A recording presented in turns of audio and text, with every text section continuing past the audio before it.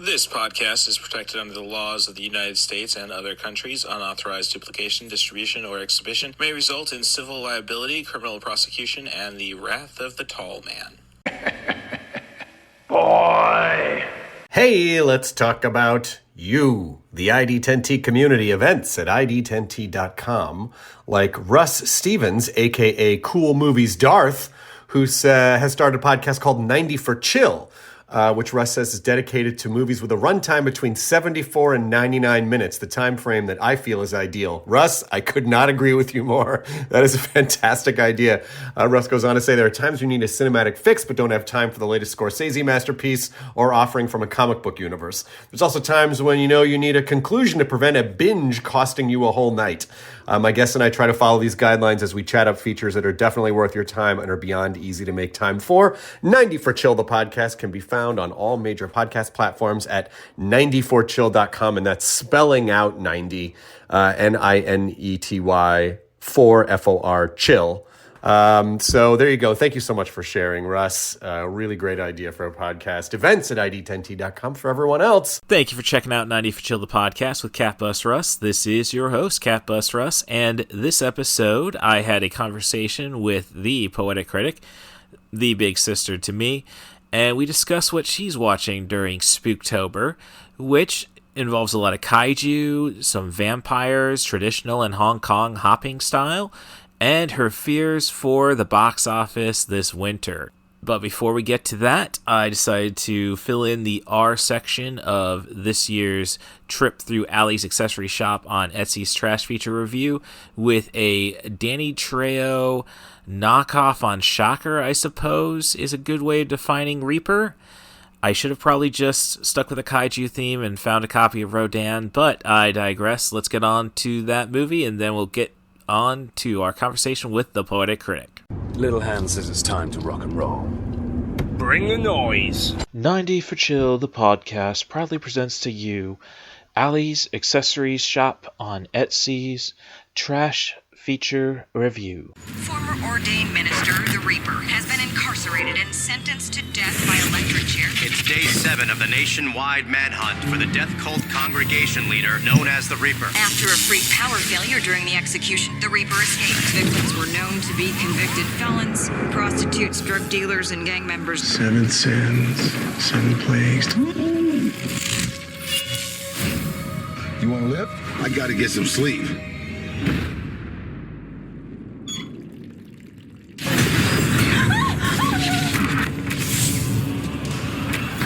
Both of you, shut up! Reaper, it's here! You're gonna need all the help you can get. To go to his hotel and finish things. No, I think you owe me.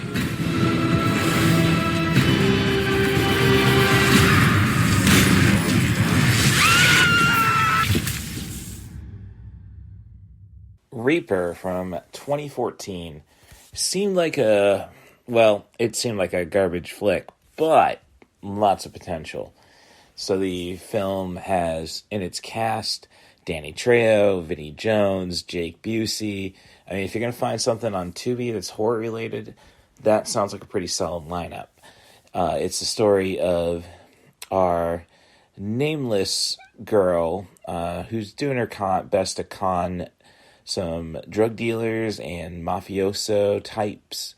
Vinnie Jones, the head of the head mobster. It starts with her, hitching a ride with Jake Busey, using whatever she can resources there. Meets up with the money guy for Vinnie Jones at a diner where the character is operating pretty much in view of everybody. Lots of silly things, and a little more over-the-top characters could have probably made this fun.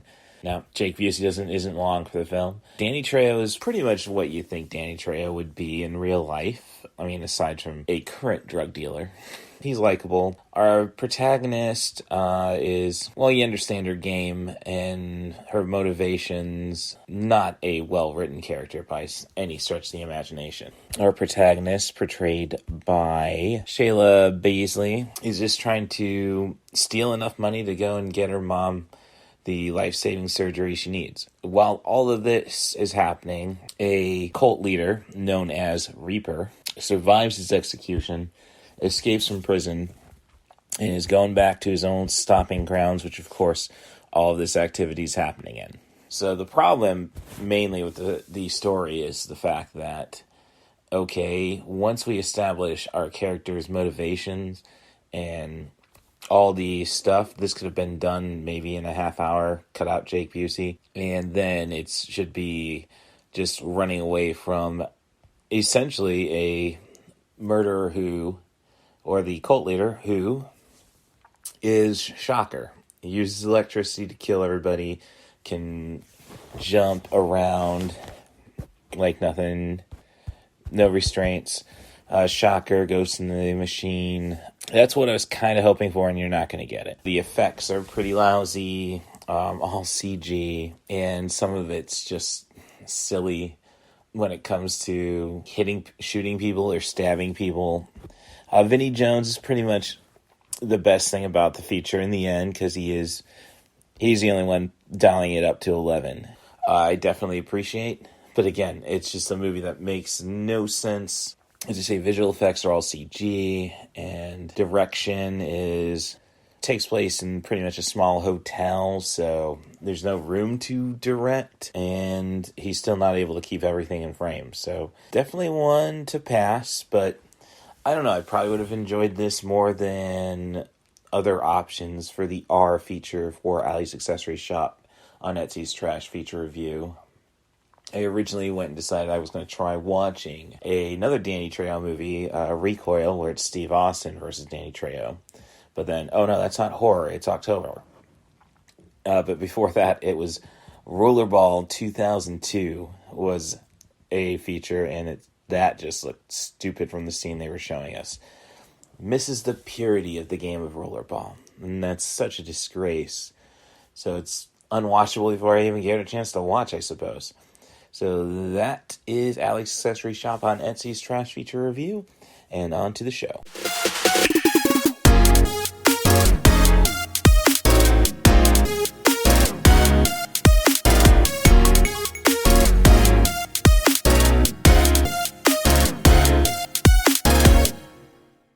And welcome to 90 for Chill, the podcast with Cat Bus Russ. This is your host, Cat Bus Russ, and this is the in case of no guess for Spooky Month, break the SD card.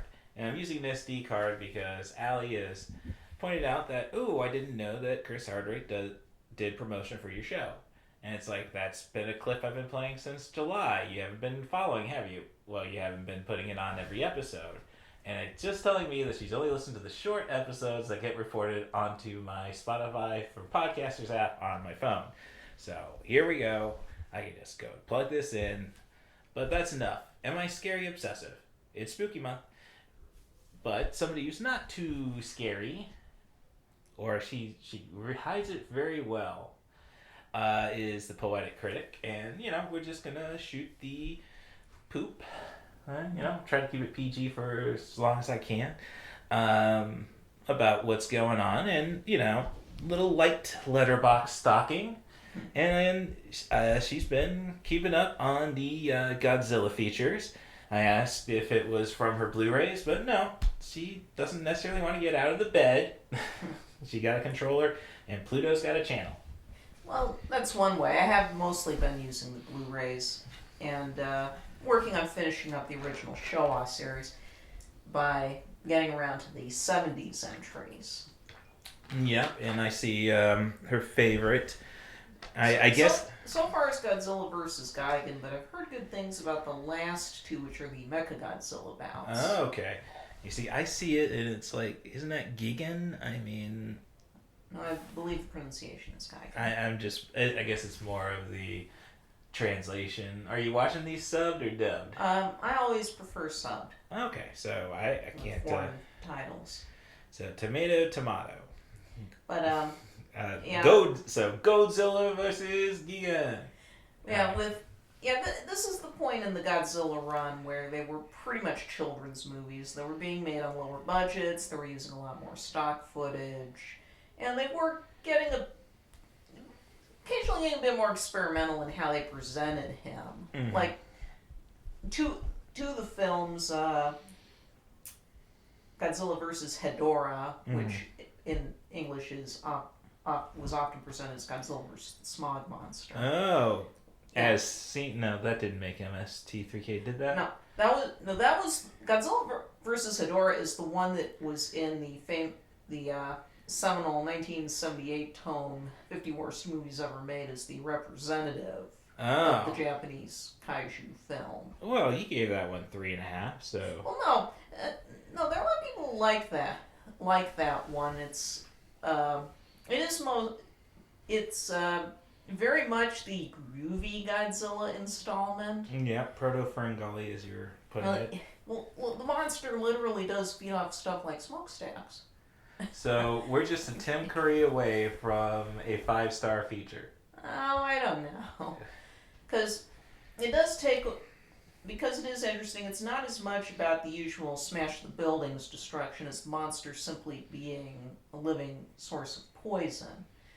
And it is one of the more interesting monsters because offhand it's the only one I can think of that's a shapeshifter in the original run. It goes between a few different forms because it's actually an alien organism that comes, but it feeds on our pollution. And this is also the one that introduced kind of an alternate theme music for Godzilla which is kind of like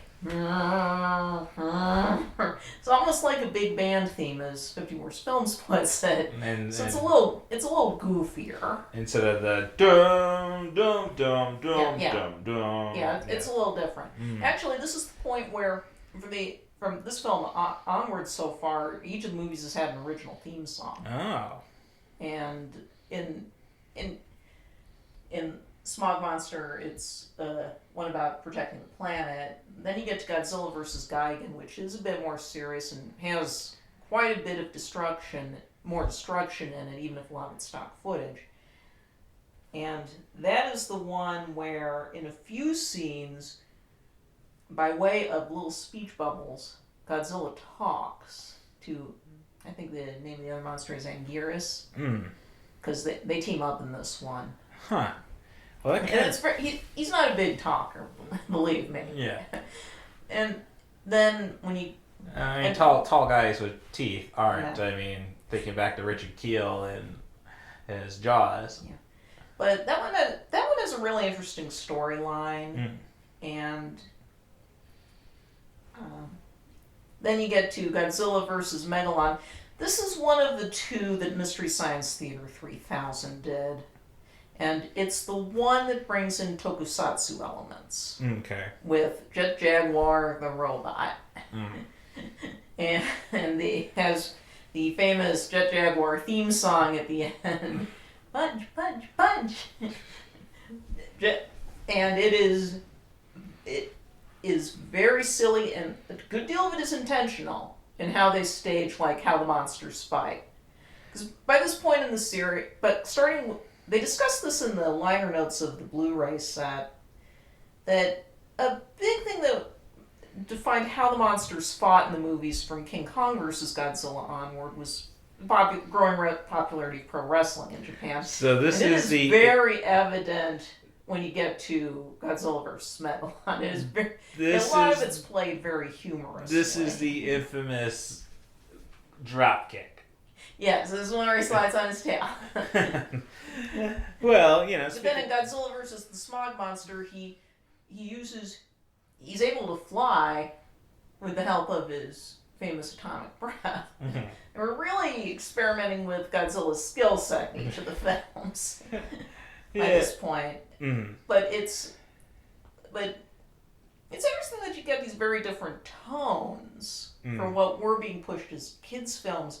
And it's like children's entertainment in the way that vintage Doctor Who was seen as children's entertainment in the UK. Because when versus Gigan and versus Megalon are a bit bloodier than usual with the monster bouts than anything that they'd done up to that point, and how graphic it was getting. It's not really gratuitous or anything. Yeah. But when you're dealing with one of the new Gigan has this buzzsaw in its belly, as Larry Malton put it. That makes that much more dangerous. Yeah. And so yeah, I just had the 2 Mechagodzilla films to go, and my understanding is that's when they took a turn for the more dramatic again. Well, I mean, Well, the last one's actually directed by Ishiro Honda, Hmm. the director of the original film and some of the other early installments. Okay. And aside from, I mean, I see you checked out Sven Guli's movie. Well, yeah, it's a short documentary. Oh, but okay. It was just long enough to qualify as a little TV movie, Mhm. and it was good. It's Yeah. from last year, but you know, I'm really fond of Sven Guli, and MeTV's really been going all in this year. They've been doing double features Okay. on Saturday nights this month, for I think the first time. All right. Well, You know, I really like the horror host shows. Yeah. Catching up with those. So, no, right. But also, I've been looking at, Criterion Channel's had a bunch of interesting collections right now. Mm-hmm. Well, I see we've also gotten some vampire movies in. Mr. Vampire seemed to have scored really high with you. Yeah, to explain Mr. Vampire, it was basically it's probably too easy to just say it was the Hong Kong equivalent of Ghostbusters, and both this tone of the film and how popular it was. It took me down a little bit of a Wikipedia rabbit hole, but there was a huge craze in Hong Kong in the 80s for horror comedy kung fu hybrids. Okay, so looking at your review on Letterboxd, The Poetic Critic, I see bouncing along at a clip, and I've seen Robo Vampire, so I'm familiar with Chinese hopping vampires. Yeah, the basic idea. But Robo Vampire is not a good introduction to that. No. I'm just saying, are we getting hopping vampires in this movie? Oh, yes. Okay. This is what popularized that on movies for about 7 or 8 years. There were tons of these kind of movies being brought out. And Mr. Vampire, which was a series produced by Sammo Hung, who also did the proto-film in this genre, a film called, depending on the translation, Spooky Encounters or Encounters of the Spooky Kind. And that has a long sequence with a hopping vampire in it. Mm-hmm. And from there was this whole series of movies called Mr. Vampire films, which only the last one was an actual sequel to the first. Okay. They were all movies just taking hopping vampires as a jumping off point, so to speak, for horror comedy adventures. Okay. They have the same actor in most of the films as the good priest who serves as to head up heroes, and they give him 2 wacky sidekicks. There's often a romantic subplot where one of the sidekicks gets seduced by a ghost, pretty female ghost too. Yeah, that's what happens when you're the Aykroyd. And another vampire movie you saw, which I don't know why the Cinema Snob video wasn't enough for you. Billy the Kid versus Dracula, starring John Carradine. Yes. It was the 3rd time he played the character. Oh, wow. Well, he was the substitute after Bela Lugosi didn't want to reprise the role for Universal. He started doing the crossover films. He was brought in. Oh, okay. I mean, he did a pretty good job. Well, I mean, he did a very good job, judging that there's so much day for night shots in this movie. Oh, yeah. The movie, what impressed me is the movie was clearly making an effort. In a lot of ways, it's just one of the 40s run of the Universal films again. But it doesn't have the budget to really pull off. Also, there's not really any reason for it to be specifically Billy the Kid versus Dracula. This could have just worked with generic werewolves and vampires and gunslingers, and probably would have been better off.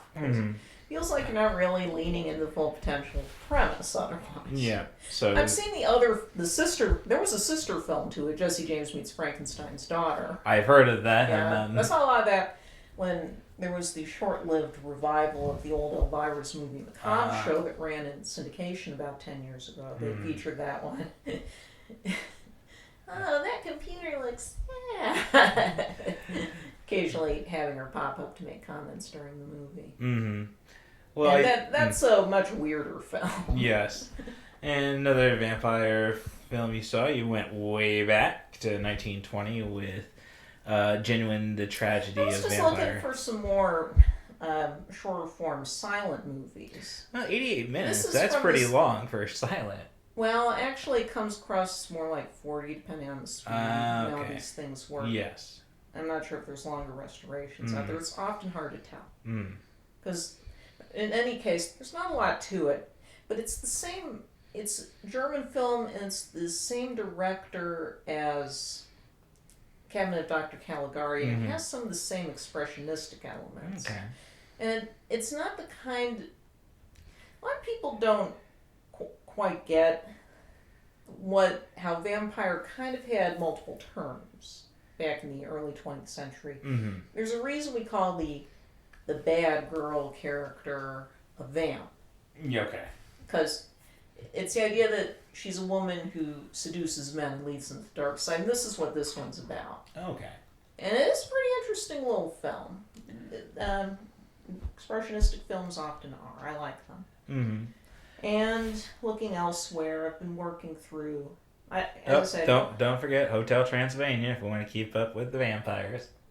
Yeah, I like that one a lot. I was catching up with this. I can kind of see why these have a bit of a cult following in the animation community with Jenny Tarkovsky's work. Because just for the sheer expressionism of the animation in a genre that, in this country at least, has become a little... We're kind of struggling with at this point in the look. That is definitely fair, which is kind of ironic that, we have that, in a sense, manga and anime are starting to look better because of this. I mean, there's not, because... Well, I'm just saying, big mouth, small eyes. Little mouth, small eyes. But, Well, I was thinking more that people trying to... What impresses people, from my understanding, about how the animation in the Hotel Transylvania films works, and Tarkovsky did the first three, is that it goes back to more classical American animation principles like squash and stretch and the very deep, extreme designs. Right. Where, like, the expressiveness is funny to watch. Yeah. And that's something you don't really get in Disney or even Pixar at this point. Well, I can't really say outside of Monsters, Inc., did I really get a lot of stretchy faces. Right. Maybe Cars, since, they're freaking cars and don't have faces. Well, like, there's an expressionism to the humanoid characters that we're not really seeing in Disney's work anymore. And it brings me to how this year we're seeing more experimentation with, what people are trying to move away from is photorealism. And in terms of your backgrounds or how the characters move. And you see this response in how well stuff like the Puss in Boots sequel or Spider-Man Across the Spider-Verse is going. Or what Disney seems to be attempting with their big Thanksgiving title this year, Wish, although I don't really see an appreciable difference between what that movie looks like and what the Frozen movies do. Well, I mean, Disney's got a look to maintain, but with all that said, would you rather we go back to the, how long did it usually take for because now they got a good enough CG model, you can copy and paste wherever you want. I don't care if Hollywood says they don't do that. They definitely do that.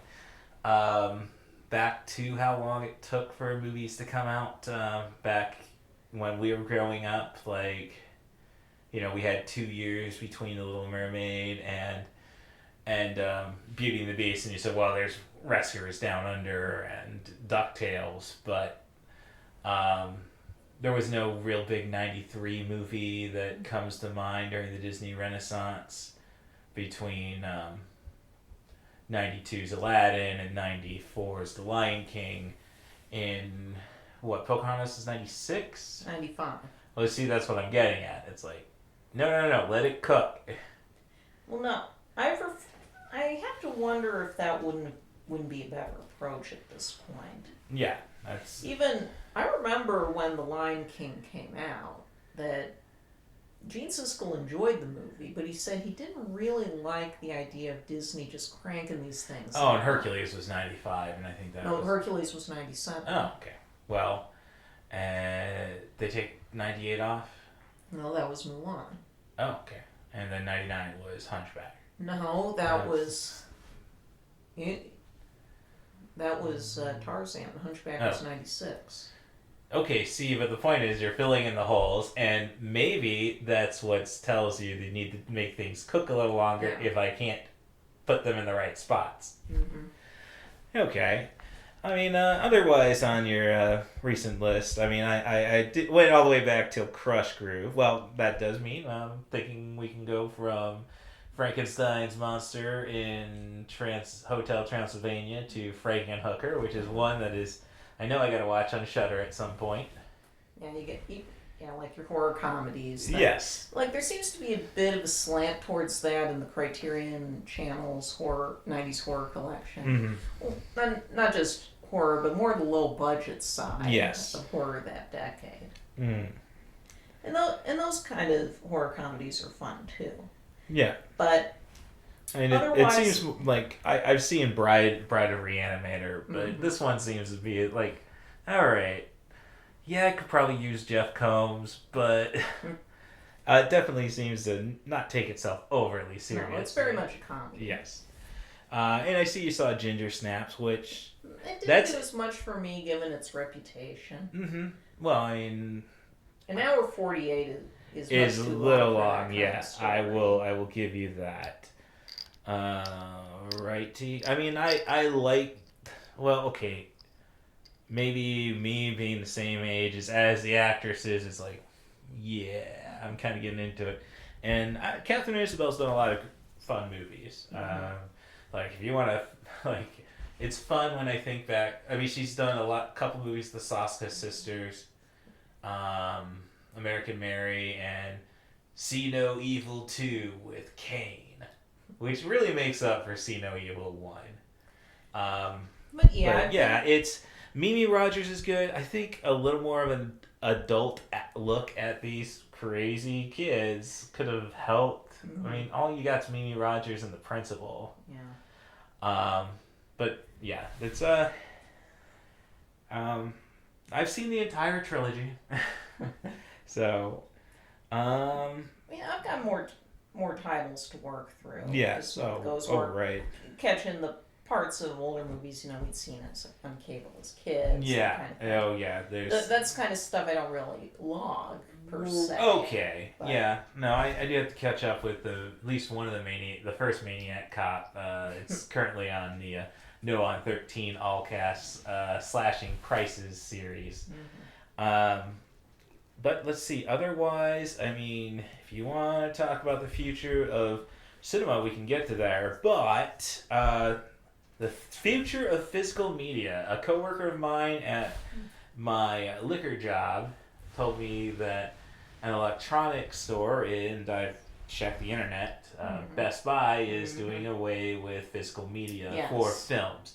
Video games, and it's obviously why the video games, because the Sony, Nintendo, and Microsoft don't want to stop selling video games. Right. So, but yeah, there's been talk about more and more attempt. It's been okay. We seem to be culturally on the fence about physical media at this point, because for every report you hear that places like Best Buy aren't going to sell them anymore, then you get on the other side of the coin how companies are boutique companies like Criterion Collection, Arrow, Arrow, Severin, Vinegar Syndrome. That was what I was trying to think about when I was talking to a friend. Yeah, they are really thriving right now. Mm-hmm. Or Kino Lorber. Yeah. Have really been thriving lately because they're dipping into a lot of these more obscure titles, and what the big studios now count as obscure these days seems to get wider and wider when you see all the like 80s and 90s big studio titles that Kino Lorber has to pick up because the big studios won't do anything with them. Mm. Well, it's like we're suddenly really on the fence on where that's going, especially as the streaming bubble is, if not one can argue it's already burst. At the very least, it's deflating quick. Oh, no, the moment that Max is now saying, hey, subscribe and we'll give you a month of Bleacher Report, or telling us, hey, go to AMC Plus. Yeah. I mean, it's just like, well, it's turning into side, cable. Yeah. And that's yes. That's why I agree that... Well, a lot of us really prefer cable. You see where ad-supported services like Pluto TV and Tubi are just thriving at this point. Mm-hmm. Again, because they're picking up a lot of the catalog titles again. Mm. You look at Pluto TV right now, they've got an improving 24/7 selection. Tubi, of course, is thriving. It's in a lot of ways it can work as a poor man's Criterion channel, depending on your tastes. Mm-hmm. I know I watched a YouTuber, can't remember what it was, but he was basically just offering, hey, here's the 15 most effed up movies you can see on Tubi right now. Well, you've seen the new ad campaign Tubi's running. No, I haven't. I've just started seeing it, actually. Well, YouTube has started showing me, like, oh, you only got a blowjob at this first date. You need a 3-minute video about this sex toy. Never mind the bare hoodie. Like, I'm not getting the good ads. I don't know what you're doing. Well, like Tubi and this is during stuff I've seen on Pluto TV. Mm-hmm. Tubi's running a Find Your Next Rabbit Hole that's saying stuff. On Tubi, you can find shows, telenovelas about drug smugglers who use obscenely long boats. Or stuff like gags like that. Okay. But another thing is Disney has announced they are no longer going to do physical media releases in Australia. At the same time, they're finally bringing out some of the earlier seasons of the Disney Plus originals in hard copy format in this country. Yeah, and Steelbook. I'll give them credit for that. So and overpriced. It's a weird time right now, and it's going to be interesting to see where we come on the other side. Yeah. And it's similar to what we're seeing theatrically right now. Because, I'm glad to hear about the thriving market. It looks like there's more and more of a thriving market for special event things like this Taylor Swift concert film or the upcoming Beyonce movie or various Fathom events, because they added a bunch for the end of the year. And one of the things that struck me is that there definitely more of a push to get older titles back in theaters, if only to mark an anniversary or for no real reason at all. We knew in advance that they were going to do, Fathom Events was going to do a Christmas Story 40th anniversary in December. But Universal's also just going to bring out How the Grinch Stole Christmas, the version with Jim Carrey, for a few nights that month.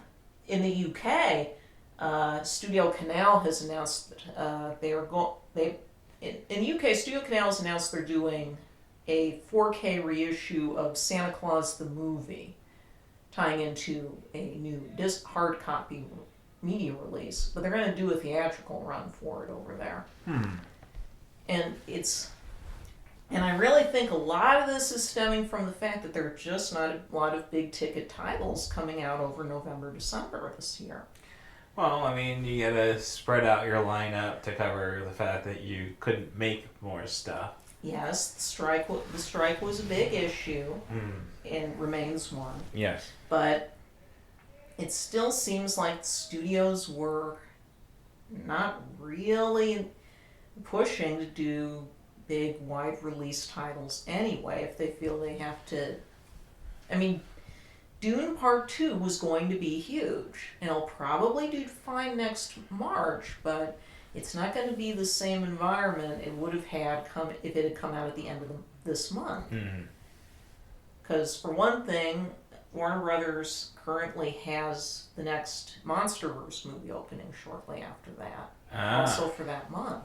And that means taking away IMAX screens, when Dune Part 2 was pretty much going to get IMAX for all of November.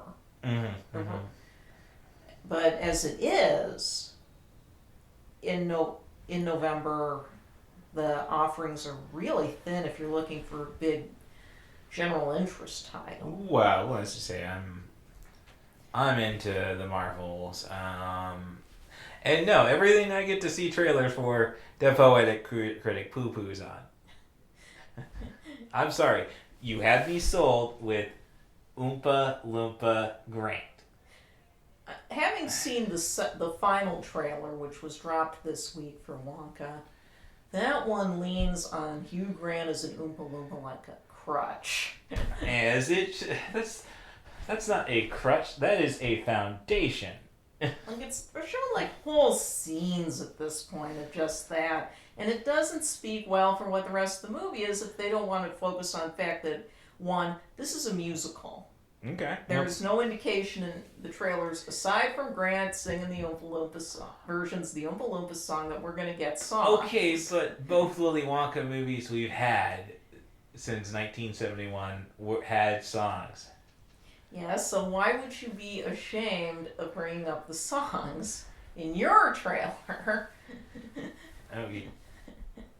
Like, I don't know. I don't know what to say. I never really got to see the trailer for Willy Wonka. It was a VHS tape we played the hell out of when we were kids. Sorry we didn't ask Uncle Jimmy, oh yes, can you go and give this a special treatment process? Like, it was VHS. We didn't know that you were going to at least get the trailer with every DVD purchase you made. Right, but... Unless it was from a lower brand or Sony in the early noughties. Like, I'm just not... I get pissed whenever I have to turn off the air conditioner so I can listen. So, oh great, no subtitle track on the Wraith. Yeah, but with Wonka, it just seems so twee for a Willy Wonka movie. That is the essence of Timothée Chalamet. Well, that's the thing. Maybe everyone kind of had a hope that he could pull this off, but more and more, I think people are having their doubts. This is the big gamble he's taking. He can prove we can finally forget about Johnny Depp. Get over him. The other weird thing is that you look at this. They've also released the final trailer for the Disney film Wish, and for one, it's weird. They both have virtually the same main character. Oh, I'm wacky and adorable and awkward. And winds up with a deep-voiced sidekick that obviously the movie's going to lean on like a crutch for comedy purposes. Okay, going back to the No on 13 podcast. Drops every Friday. After the spooky season, I'm thinking about moving 90 for Chill podcast to Wednesdays to give Tuesday solely to Not a Strong Start. So, but I digress. But they did Monster Squad. And look, there was a great Saturday Night Live sketch with the Pedro Pascal episode where there was a trivia show about movies, and none of the people knew anything about movies post 1990. Yeah. I'm just saying that with No on 13 doing an episode about the Monster Squad, and you tell me high-pitched, wacky characters and a deep voiced sidekick, that makes me think of Frank and the Monster Squad. So it's kind of like, I think that's what we want. I don't think so. No, if it was more like... It is kind of weird that Wish just gives off to me the vibes of one of those 80s shenanigans fantasy movies. The kind that Amblin made a lot of. Harry and the Hendersons, or Yeah, I know that was a DVD I got for Christmas once, and I just never opened up. It's like, or Batteries Not Included. that was especially. one. That one had the cute robots, but that was a pretty heartless movie after that. Or is it something like Solar Babies? Which, the more you keep saying, this is Solar Babies, and I'm saying, no, it's City of Lost Children, and it's like, you're just telling me to watch Solar Babies. We can all agree we're going to skip the Serpent and the Songbird, correct? Hunger Games? That's the Ballad of Songbirds and Snakes. Wait, see? I'm just telling. I got the snakes. I got the bird. Yeah, that's one of the only other big November releases, though. Yeah. I'm sure there's some interest in Napoleon, but I'm not sure that's the kind of film people are going to rush out to go see on Thanksgiving weekend when they've got two animated musicals on the market. Yeah, no, I would have probably just got your. It all depends on how much money is dropped into it, I suppose, because that sounds like something. You might want to just drop it late December, get your Oscar nod. And then you get to December, and for a few weeks, there really isn't anything that's gonna draw in the general public. There's a bunch of awards contenders, but I don't know how wide something like that. I can't remember the titles. They kind of blur together. Mm-hmm. Until you get to Wonka in the middle of the month, and then after that, there's the Aquaman sequel and Migration next. Yeah, the Illumination cartoon, and that's about it. Yeah. Well, so there are people looking forward to the musical version of The Color Purple. I'm not. I don't need my songs with domestic abuse. The Simpsons proved it doesn't work. Stella, Stella, can't you hear me yell? Like, no. There really is it. And I do think that there's kind of this void And I'm not that Phantom Events is trying to fill. Well, thinking of musical and domestic abuse, again, I'm not a fan of Little Shop of Horrors. Mm-hmm. But once we eat Steve Martin, I'm kind of out. Yeah. Have you ever seen the director's cut? Oh no! I do love the finale, but I get bored with all the melodrama, trying to yes, our nerdy hero who murdered. Well, the point of the stage, how it plays out in the stage play, to put it simply, is much closer to the original source material. Oh, I would imagine. The director's cut, pretty much the whole last half hour or so is different because it does see through the story to the logical endpoint of Seymour making a deal with the devil. As another critic put it, it ends with Audrey 2 taking over the world. and the story goes was that the reason it didn't go out that way was it completely bombed in test screenings. Right. Well, I think about it. It's like, well, not everybody's gonna die. They need a food supply. So, and Earth will be forever protected against those aliens from Rick and Morty who want a musical performance. We're gonna win that competition every time. But more power to Audrey too. Yeah. But I just haven't felt. I think some people have been pointed out that we were all just getting back into going to theaters again, and we were seeing a few genuine events come up, like Barbie and Oppenheimer doing as well as they did, or how Elemental, even if it was not quite enough to be profitable on that giant budget, held on for much longer than people expected. Oh no, I think it might make its money back on. No, it'll probably be fine in the long run, but that isn't really what the studios want right now. They need to see results very quickly, and for a lot of these movies, that's just not happening. No, it's. I don't know. I did get out to this theater 2 weekends in a row to see Expendables 4, which really chickened out on the ending. Like, all we needed was Terry Crews flying the helicopter. And I don't need to find out, oh yeah, and Sylvester Stallone's just a straight up murderer, not one who's got code. But I really dug Saw X. Mm-hmm. I don't, no, it fits between, people are telling me, no, it's a prequel to Saw 2.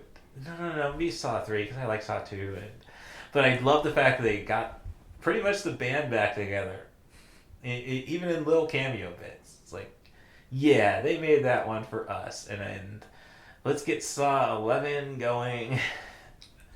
And that definitely made, oh gosh. Just looking at box office numbers, though, when I went to see The Expendables 4. Yeah. It's finishing, 100,000 less than The Nun 2, but we're looking at $8 million a pick. Next week, Saw definitely made its money back in the opening weekend. Yeah. So, but as you say, you're not a slasher fan, but I think, if you make it horror comedy, you can appreciate a good head lopping or something. Well, it's not impossible, but it's just that people, wanted to get out to the movies, and now there's really not a lot on the market. Oh, I don't know if people really want to get out to the movies. That's just something, oh gosh, another thing with the No on 13 podcast. And a movie in 1983 cost $2.50. Gas has probably been a more adjustable inflation than a movie ticket. To see Saw X, I felt, I don't need to use the freebie coupon I have.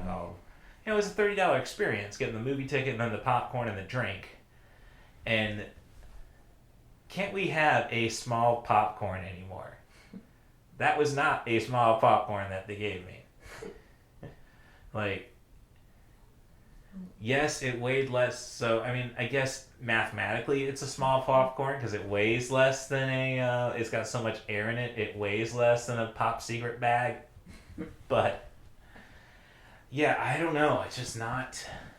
Because. There's always Half Price Tuesdays. I think AMC's run right now. And maybe if I take the plunge into getting the AMC stubs, maybe I can make that work. Right. But I work 50-hour weeks, so I'm not the target market right now. Yeah. But it's clear that I don't think any of the November-December releases so far are going to... What people want is a big event, like a Barbie or Taylor Swift movie. And the studios just aren't offering that right now. Major studios. Cause that is not true. Don't you realize that every Marvel release is an event? At this point, not so much. Well, I just don't... There's just not a lot. Well, no. We needed a decade. Dare I say... Marvel movies would be a lot better off if we took a decade, maybe 20 years off, like Star Wars movies did. Yeah. But I say that, and it's I want a Star Wars movie every year, and like Marvel fans, I don't care how crappy it is. Well, I'm not sure it's an issue of Marvel fans not caring anymore, given... No, I think it's the general... I think we are just finding out that Marvel fans are Marvel fans, not cinema fans, dare I say. I'm saying that people who go out to movies do want more than just comic books. Mm-hmm. And they just benefited from a 15-year run. Yeah. Because, you look at the other titles, because, as I say, Ballad of Songbirds and Snakes doesn't seem to be drumming up a lot of interest. I don't know. It could surprise. There's not, as I said, Wish and Wonka don't seem to be getting a lot of enthusiasm unless you're totally in the tank for Disney as a brand, or Timothy Chalamet respectively. But I think Disney really stepped in it with the second trailer for Wish, the full-length one, because a ton of people after seeing that were on the villain's side. Well, I don't necessarily. It's been a while since we had a villain to cheer for, so I. Yeah, basically, the conflict comes when our heroine. I just like to refer to that kind of character as our heroine. Is supposed to become the apprentice to the king, who has the power to grant wishes, which and then people bring them their dearest wishes and protects them. But he reveals to her that he won't grant wishes that he doesn't think will benefit the kingdom, which means most wishes probably won't get granted. And she thinks that's not right. Okay.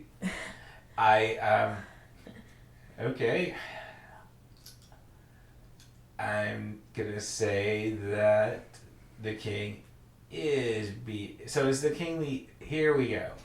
So is the king the antagonist? Yes. Okay, so no. Now we're getting political here because it's a classic Disney style villain like Jafar and Maleficent. Right, and I'm saying that, what I'm saying is that I'm thinking like, okay, that only benefit the kingdom. Well, I'm here for a goat-led revolution. So no, you've just sold it. See, you've sold me further on this movie. Well, that's the problem though. The trailer doesn't goats. make it clear why the king isn't good. Well, that the king has really got this huge ego and is just trying to have a hold on power. But the trailer doesn't make that clear, and a lot of people didn't understand why he's supposed to be this bad guy. Because he is a freaking bad guy. Because you're like, what's a wish going to do harm? That's just it. Oh. What is the plot of any comedy movie where a character gets the power to grant their wishes or other people's wishes? Well, what happens? When the regular person gets that power, shenanigans. Yeah. And I'd rather live in a world of constant shenanigans than. So you ever have a lot of people thinking, "Oh, is this going to be like Bruce Almighty?" Well, but see, again, this is like why we like Bruce Almighty, making Steve Carell try to save the world. That was a dumb idea. Believing that Morgan Freeman would be the type of god to go and drown us again. Well, yeah. If you've seen the movie, it was a little more complicated. But I'm just saying that's a premise. I'm not like. I don't want to see evil Morgan Freeman. He wasn't. No, I'm saying that the concept of it, I don't know. It's but I'm just saying it's like a power to it's for somebody. So we're cutting hair. It's just basically like, I can do it, but I don't want to. Mm-hmm. Is kind of be like. Giving I don't know what her wish is, don't want to. Keep your golden books to yourself. Well, you heard the song in the trailer. I haven't watched the first trailer. I didn't really.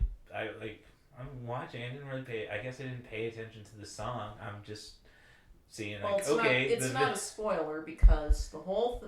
Because the star comes down because she wishes her people had more than they have now. Okay. Well, that's all her wish is. I'm just watching the visuals and hearing the from the people, from the studio, and then I get a talking goat voiced by Alan frickin' Tudyk, and it's like, don't like mute chicks, don't like goats, but mute chicks and goats. Sign me up. I'll buy season tickets. But yeah. It's another of those. It's another of the wacky Disney heroines we've been getting since Anna in Frozen, maybe Rapunzel in Tangled. I guess here's where we're at. I have not been interested in a Disney or at least to go out and see a Disney Studios animated feature. Yeah. I mean, unless it was something that really wasn't that kind of not their bag, like a Wreck-It Ralph, Yeah. or a Big Hero 6. Right. Well, Zootopia might be in their bag, but then again, it's not princesses; it's fuzzy animals, and I got a weakness for the fuzz. Really thinking about going furry, but I don't know. It seems like too much work and too many. In other words, I need a roommate. So, with all that, so I'm just saying, you look at my standpoint, it's like, oh, I don't want to see a princess movie. Right. Well, listen, and so I don't know jack about Anna. I'm entertained by a snowman that I knew at one time was conning Africans into converting to Mormonism.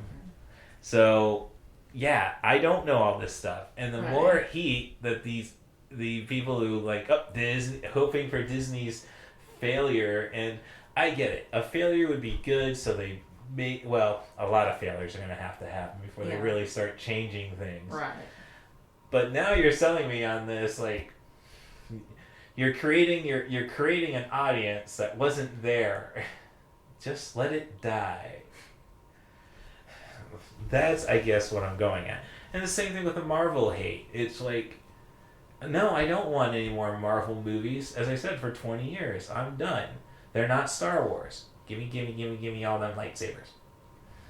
I was so pumped once I saw orange lightsabers on Ahsoka. Yeah, merchandising. Another excuse, get another saber at another con. So, I guess, I don't know. So I don't know. We're not being very hateful, so I guess we're not actually film Twitter right now. But, I mean, this is the kind of discourse we need, I suppose. Well, I'm just not feeling it.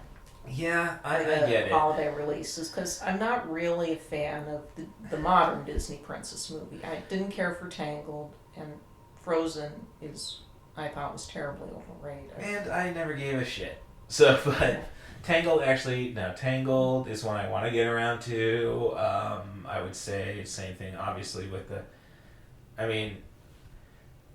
they're missing is every movie should have Keith David in some capacity. Princess and the Frog, that's in my queue. Haven't gotten around to it. I mean, I got Maniac Cop to watch. So no, I get. But here's the thing: is like you're too quick to surrender to the discourse. I guess is my comment. And I was not. I don't think I'm going to be impressed by that Disney princess, and it wasn't. It's like if you were a Canadian, you'd be cute and polite about it, but otherwise, I get. Yeah, as I'm saying, it's just like if it's not for you, don't entertain it. I suppose. Like, because we're not going to get the movies we want. I think is what I'm getting at. And what are the movies I want are just like it's got to be a hell of a story to get me to want anything more than just a Chuck Palahniuk inspired script or a Quentin Tarantino feature. Give me a lot of guns and gore, I'm there, but I guess that's just it. What do you want? Do you want our, like as we discussed with Gold Diggers of 1933, you want something huge, but I don't know if everybody else wants that. Well, you can't. I would settle I could settle on low budget movies the rest of my life. Well, I suppose it speaks to one of the problems we're seeing right now in the post-COVID environment, and that the way that stuff like the Marvel movies or the Disney animated features in particular, but you could say other studios have this problem too, is you're trying to cast the net to make something that will please everybody, which is not possible. And and unfortunately, if you really want something that'll be memorable enough to grow on an audience, you do have to take the risk of it being a narrow slice of the audience. Well, but you say risk, but all right, let's do an idea for 30 million instead of 100 million. Well, it's not just an issue of the budget. I'm just saying, Kevin Smith never needed more than 30 million. Yes, but Kevin Smith also wasn't making giant sci-fi movies or animated features. You don't need, but like my favorite sci-fi movies recently are like Dark Star, or a lot of 70s favorite, Dark Star, Silent Running. I can make that in my now I want to have a basement so I can say I can make it in my basement. Well, what I'm saying is that it's telling that the kind of movies that have thrived this year were stuff like Oppenheimer and Barbie, or something like Across the Spider-Verse, or Elemental, that are, while definitely in a lot of ways traditional crowd pleasers with your 3-act structure and your oftentimes a recognizable IP, let's face it, is that they do feel more complete. And that one thing that bugs people about Marvel movies, and this is a problem that affects the Disney films like Frozen, is that you know exactly where the jokes are going to be placed. You know that they'll never let a serious moment land without making some kind of joke a few seconds later. And you know what kinds of jokes they're going to make. Are you not a fellow member of Gen X? That's what we do. I don't think that's what we are. We are the Leonardo DiCaprio from Once Upon a Time in Hollywood meme. There it is. Like, I was trying to find, like, after I hear David Tennant on Ahsoka finally say what's never been said in the Star Wars features. A long time ago, in a galaxy far away. And it's like, all right, that's a great soundbite to put right ahead of my podcast.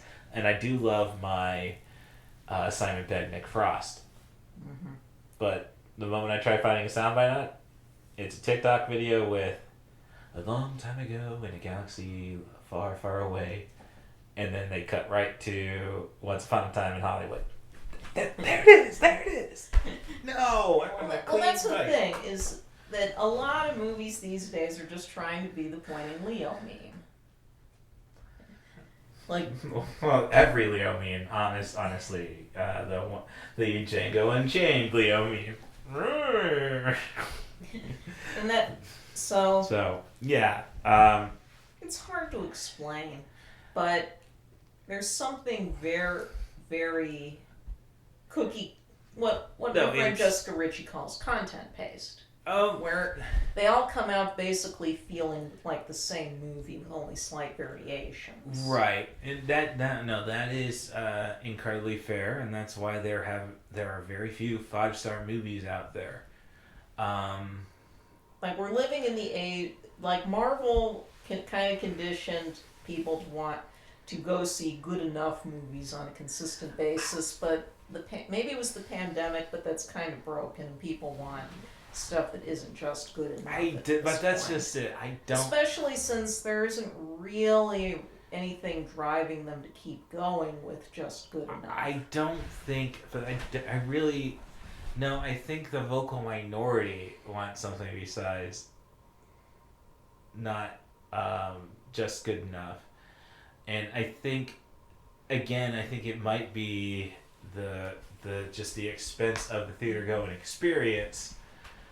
I mean, let's go back to the 90s. When mom is taking us to a movie, like 2 movies a week. How often were they different movies? And if you try to tell mom to do something a little off the wall, that wasn't going to happen. Well, we were still teenagers at the oldest then. It was going to kind of be a more limited scope. I understand that, but I'm just saying we didn't have to drag Dad to Once Upon a Forest. That's true. Okay. So, but we know Mom would not take us to see Once Upon a Forest. Yeah. Or Ferngully. Mm-hmm. Like, I mean, she was kind of poo-poo on cartoons. Like, Well, it's hard not to have been. well, I mean, I'm just saying, well, now we're just going into, I think that she thought the pinnacle of Disney was Robin Hood. Well, for some people of a certain generation, that might be. Well, I guess we're just dealing with the...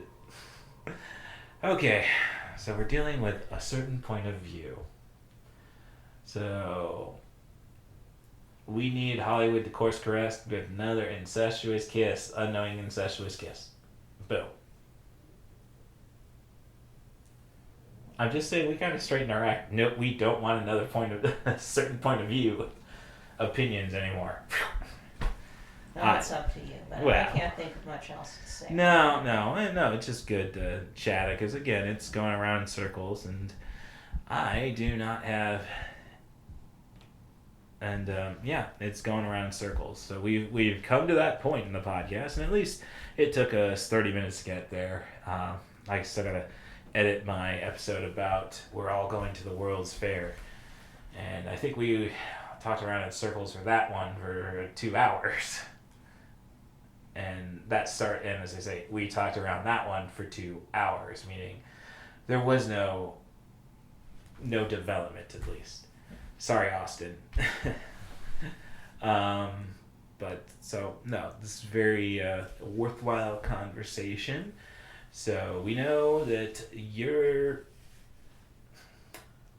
got your Criterion channel. I mean, isn't that another problem with the streaming, is that we can get comfortable now? What do you mean? Well, you have your Criterion channel. Uh-huh. So nothing is happening in the theaters. Well, that's no big deal. Well, that's true. It is the way streaming affected how people relate to the movie-going experience. And we do can't not be underestimated. And I can tell you that the AMC in Peoria does not have the cool seats that the AMC in Rosemont had. So I'm just saying, no reclining, no table for my snacks. It's not as fun as it is elsewhere. I'd say the grass is always greener, but do you recall seeing any real grass in Rosemont? I don't think so. Yeah, so the AstroTurf is always greener is the lesson tonight. So you can, if you want to know what the Poetic Critic is watching, she's on Letterboxd at ThePoeticCritic. I'm on Letterboxd with CM Darth. That C is in cool, M is in movies, Darth is in a Sith Lord. You can still follow me on Twitter at CatBusRuss, and on Mastodon's at Russ Stevens at mastodon.social, where I usually go and put the best content from that and share it on Twitter. I'm trying to get this migration going. I'm looking into Threads. Not willing to commit yet. And I would love a Blue Sky invitation. Somebody? Anybody? So we'll hopefully have a great wrap up for the rest of Spooky Month. Otherwise, my only other spooky story is I got on eBay after finding Hellraiser 5 Inferno and Hellraiser 6 at Disc Replay in Champaign. And I went to eBay to find a copy to find Hellraiser 3 and 4. Got in a double pack, just picked up today, visiting my folks. But I stopped in Bloomington. You know what they had there? A Miramax 6-pack. No, it did not have Hellraiser 1 and 2. But it had Hellraiser 3 through 8, I guess it would be. And it's like, well, that is the one. 8 is the one with Lance Henriksen and Henry Cavill, but the cinema snob is too good at his job. So it's like, I guess I should be happy that I spent way too much money on 4 movies instead of getting 6 bad ones. Let's end it on a more suitable note. Thanks, Station Marie Harden, for keeping an eye after me, making sure I stay out of too much trouble. And I hope you're doing the same to everybody else you touched in your life. And I hope you're smothering going full Elvira Duff on Skimble Shanks, the one-eared angel. He'd like it. I promise. Thanks for listening to 90 for Chill, the podcast. Thank you again, the Poetic Critic. Can I hear a wahoo?